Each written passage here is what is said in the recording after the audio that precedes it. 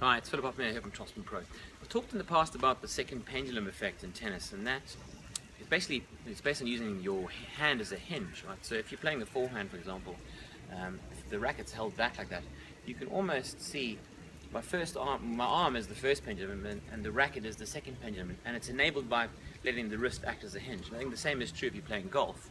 You know, the club is held back, and then there's the sort of release through contact, and the club moves to about 180 degrees with the hands hardly moving. Well, there's other interesting movements that are worth looking at in terms of how the wrist behaves when you play tennis strokes. And let's look at the forehand in particular. So the first is extension and flexion. So that's extension and that's flexion.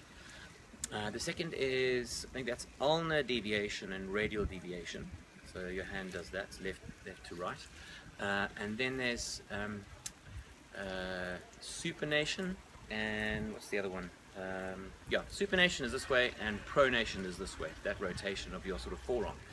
Right, and the three of those things are actually happening simultaneously when you play a forehand. So the racket's back there, that's actually an ulnar deviation. It goes through to radial deviation. Your hand does that sort of an action.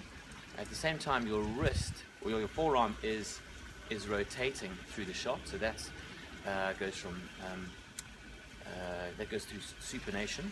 And also, when you start the swing, your wrist is really held really far back in extension, and it goes through, not quite to flexion, doesn't go the whole way past, but it sort of gets closer to neutral. So those are the three sort of movements of the wrist when you play a forehand and a backhand. I'll post an image of those so you can see those in the comments, so it's a bit clearer. But there's a simpler way to do that, and so you don't have to think about all the ins and outs of how you move your wrist. So I'll be launching a product called the TopspinPro shortly, and with that, you don't even have to think about how you use your wrist. It is literally as simple as swinging up like that.